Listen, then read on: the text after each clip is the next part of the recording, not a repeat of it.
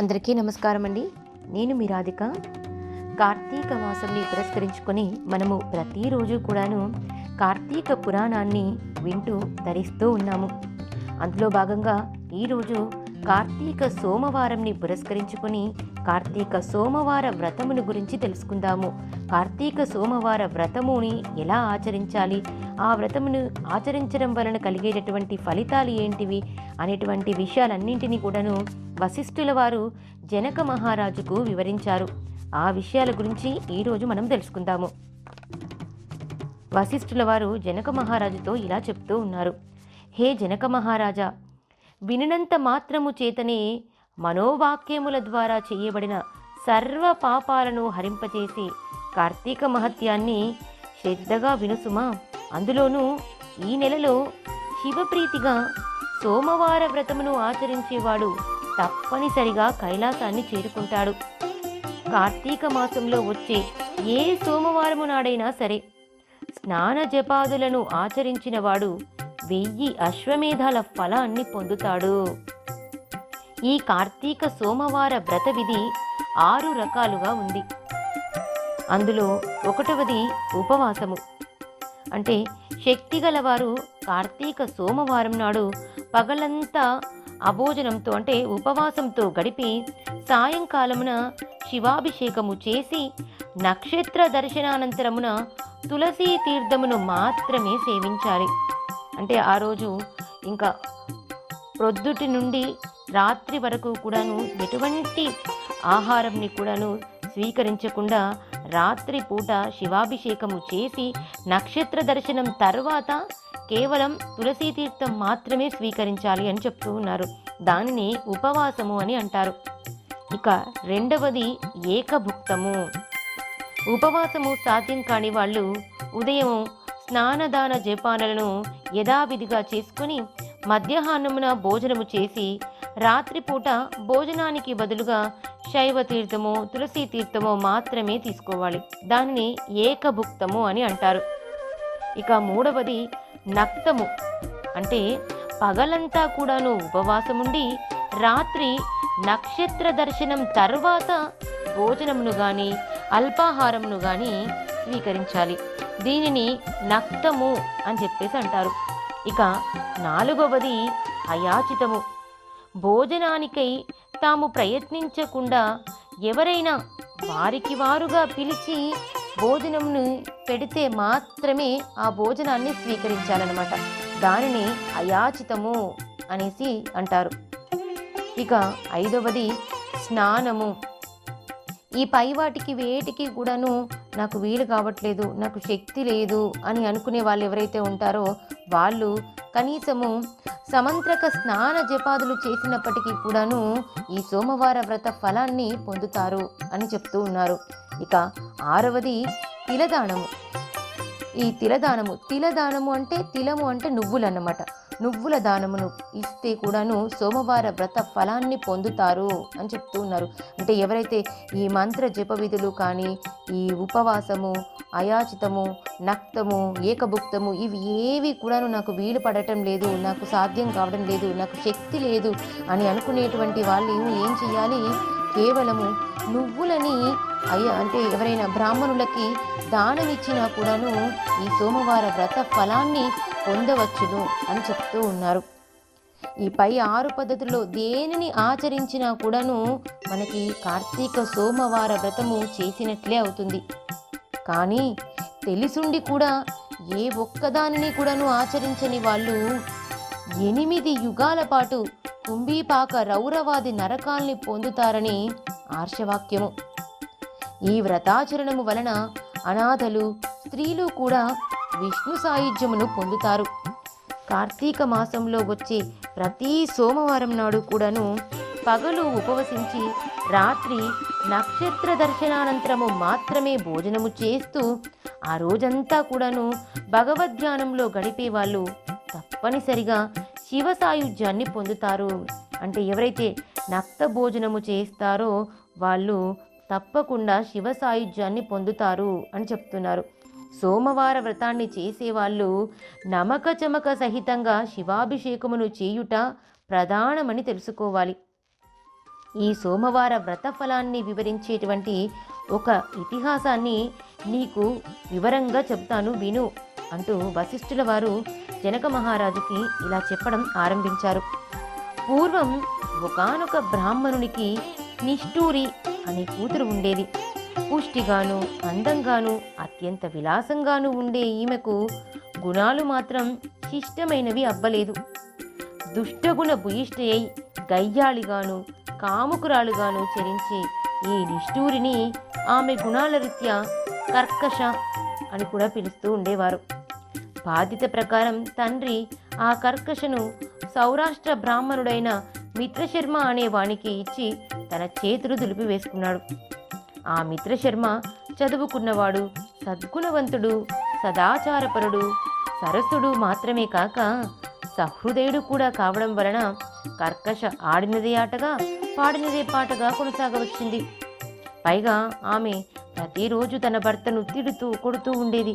అయినప్పటికీ కూడా మనసుకు నచ్చినది కావడం వలన మోజు చంపుకోలేక భార్యను పరిత్యజించడం తన వంశానికి పరువు తక్కువ అని ఆలోచన వలన కూడాను మిత్రశర్మ కర్కశ పెట్టేటువంటి కఠిన హింసలన్నింటినీ కూడాను భరిస్తూనే ఉండేవాడు. కానీ ఏనాడు ఆమెని ఒక్క మాటైనా అనకపోయేవాడు. కేవలం ఒక్క మాటైనా అనకపోయేవాడు. ఏనాడు ఆమెను ఏమాత్రం శిక్షించను కూడా లేదు. ఆమె ఎందరో పరపురుషులతో అక్రమ సంబంధమును పెట్టుకుని భర్తను, అత్తామామలను మరింత నిర్లక్ష్యంగా చూసేది. అయినా కూడాను భర్త సహించాడు. ఒకానొక నాడు ఆమె యొక్క వీటులలో ఒకడు ఆమెను పొందుతూ, నీ మొగుడు బ్రతికి ఉండటం వల్లనే మనము తరచూ కలుసుకోలేకపోతున్నాము అని రెచ్చగొట్టడంతో కర్కశ ఆ రాత్రికి రాత్రే నిద్రాముద్రితుడై ఉన్నటువంటి అంటే నిద్రపోతున్నటువంటి భర్త శిరస్సును ఒక పెద్ద బండరాతితో మోది చంపివేసి ఆ శవాన్ని తానే మోసుకొని పోయి ఒక పాడుబడిన నూతిలోనికి విసిరివేసింది. ఇదంతా గమనించినప్పటికీ కూడా ఆమె అత్తామామలు ఆమెను ఏమీ అనలేక నిస్సహాయులై తామే ఇల్లు వదిలి వెళ్ళిపోయారు.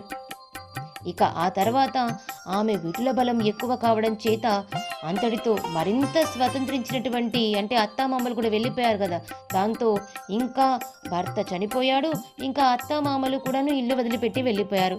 దాంతో ఇంకా ఆమె మరింత స్వతంత్రించినదయ్యేటువంటి ఆ కర్కశ కన్ను మిన్ను కానని కామావేశంతో అనేక మంది పురుషులతో సంపర్కము పెట్టుకుని ఎందరో సంసార స్త్రీలను కూడా తన మాటలతో భ్రమింపజేసి తన విటులకు తార్చి తద్వారా సొమ్ము చేసుకునేది. కాలం గడిచింది. దాని బలము తగ్గింది, యవ్వనము తొలగింది. శరీరంలోని రక్తం పలచబడటంతో కర్కశ జబ్బు పడింది. అసంఖ్యాకమైనటువంటి పురుషోత్తములతో సాగించిన శృంగార క్రీడల పుణ్యమా అని అనూహ్యమైన వ్యాధులు సోకాయి. పూలగుత్తి లాంటి మేను ఉల్లుబడిపోయింది. జిగి బిగి తగ్గినటువంటి కర్కశ వద్దకు విటుల రాకపోకలు కూడాను తగ్గిపోయాయి. ఆమె సంపాదన పడిపోయింది. అందరికందరూ ఆమెను అసహించుకోసాగారు. తుదకు అక్రమపతులకే గాని సుతులకు నోచుకోని ఆ నిష్ఠూర తినడానికి తిండి, ఉండేందుకు ఇల్లు, వంటి నిండా కప్పుకునేందుకు వస్త్రము కూడా కరువైనదై సుఖవ్రణాలతో నడి వీధిన పడి మరణించింది. కర్కశ శివాన్ని కాటికి మోసుకుపోయే దిక్కు కూడా లేకుండా పోయింది. యమదూతలు ఆ జీవిని పాశబద్ధను చేసి నరకానికి తీసుకుని వెళ్లారు. యముడు ఆమెకు దుర్భరమైన శిక్షలను విధించాడు. భర్తను విస్మరించి పరపురుషులను ఆలింగము చేసుకున్న పాపానికి ఆమె చేత మండుతున్న ఇనుప స్తంభాన్ని కౌగిలింపజేశాడు. భర్త తలను బ్రద్దలు కొట్టినందుకు ముండ్ల గదలతో ఆమె తల చిట్లేటట్లు మోదించాడు. భర్తను దూషించినందుకు, కొట్టినందుకు, తన్నినందుకు దాని పాదాలను పట్టుకుని కఠిన శిలలపై వేసి బాధించాడు. సీసమును గాచి చెవులలో పోయించాడు. కుంభీపాక నరకానికి పంపాడు. ఆమె పాపాలకు గాను ఆమె ముందరి 10 తరాల వారు, తదుపరి 10 తరాల వారు, ఆమెతో సహా మొత్తం 21 తరాల వాళ్ళు కుంభీపాకంలో కుమిలిపోసాగారు. నరకానుభవం తర్వాత ఆమె 15 సార్లు భూమిపై కుక్కగా జన్మించింది. 15వ పర్యాయమున కళింగ దేశంలో కుక్కగా పుట్టి ఒకానొక బ్రాహ్మణ గృహంలో ఉంటూ ఉండేది. ఇలా ఉండగా ఒక కార్తీక సోమవారము నాడు ఒక బ్రాహ్మణుడు పగలంతా కూడాను ఉపవాసం ఉండి సాయంకాలము శివాభిషేకాదులను నిర్వర్తించి నక్షత్ర దర్శనానంతరము నక్త స్వీకారానికి సిద్ధపడి ఇంటి బయట బలిని విడిచిపెట్టాడు. ఆనాడంతా ఆహారము దొరకక పస్తుపడి ఉన్నటువంటి ఆ కుక్క ప్రదోష దినాన ఆ బలి అన్నాన్ని భుజించినది. బలి భోజనము వలన దాని పూర్వస్మృతి కలిగి ఓ విప్రుడా రక్షింపుమని కుయ్యిపెట్టినది, అంటే అరిచిందన్నమాట. దాని అరుపులు విని వచ్చినటువంటి ఆ విప్రుడు కుక్క మాట్లాడటాన్ని గమనించి విస్తుపోతూనే, అంటే కుక్క మాట్లాడటం ఏంటి అని చెప్పేసి ఆశ్చర్యపోతూనే, ఏమి తప్పు చేశావు, నిన్ను నేనెలా రక్షించగలను అని అడిగాడు. అందుకు ఆ కుక్క, ఓ బ్రాహ్మణుడా, పూర్వజన్మలో నేనొక విప్రవనితను. కామముతో కళ్ళు మూసుకుపోయి జారత్వానికి ఒడిగట్టి భర్తృహత్యకు వర్ణసంకరానికి కారకురైనటువంటి పతితను. ఆయా పాపాలకు అనుగుణంగా అనేక కాలాలు నరకంలో చిత్రహింసలను అనుభవించి ఈ భూమిపై ఇప్పటికీ 14 సార్లు కుక్కగా పుట్టాను. ఇది 15వ సారి. ఇటువంటిది ఇప్పుడు నాకు హఠాత్తుగా ఈ పూర్వజన్మలు ఎందుకు గుర్తుకు వచ్చాయో కనుక మీకు నచ్చినట్లయితే లైక్ చేయండి, షేర్ చేసి ఇంకా ఎవరైనా నా ఛానల్ సబ్స్క్రైబ్ చేసుకునే వాళ్ళు ఉంటే వెంటనే సబ్స్క్రైబ్ చేసుకోండి. బ్రాహ్మణుడు సర్వాన్ని తన జ్ఞానసిద్ధి చేత తెలుసుకుని, ఓ శునకమా, ఈ కార్తీక సోమవారం నాడు ప్రదోష వేళ వరకు ఉండి నాచే విడువబడిన బలిభక్షణమును చేయుట వలననే నీకీ పూర్వజన్మ జ్ఞానము కలిగినదని చెప్పాడు.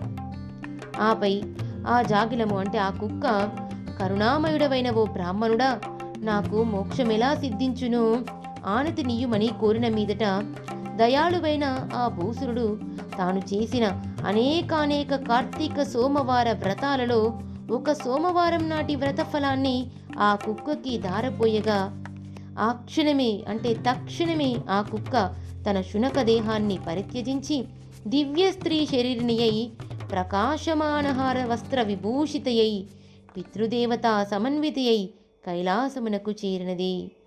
కాబట్టి ఓ జనక మహారాజా, నిస్సంశయ నిశ్రేయసదాయి అయినటువంటి ఈ కార్తీక సోమవార వ్రతాన్ని నీవు తప్పనిసరిగా ఆచరించు అంటూ వశిష్ఠుల వారు కార్తీక సోమవార వ్రత మహిమను గురించి జనక మహారాజుకు వివరించారు. మరి ఇంతటి గొప్పనైనటువంటి సోమవార వ్రత ఫలానికి సంబంధించినటువంటి కథను వశిష్ఠుల వారు జనక మహారాజుకు వివరించారు. మరి ఈ కథను ఎవరైనా కూడాను కనీసము వినినా చదివినా కూడాను ఎంతో పుణ్యాత్ములుగా అవుతారు. అంతేకాకుండా వారు శివ సాయుధ్యాన్ని పొందుతారు. ఈ వీడియో కనుక మీకు నచ్చినట్లయితే లైక్ చేయండి, షేర్ చేయండి. ఇంకా ఎవరైనా నా ఛానల్ని సబ్స్క్రైబ్ చేసుకునే వాళ్ళు ఉంటే వెంటనే సబ్స్క్రైబ్ చేసుకోండి.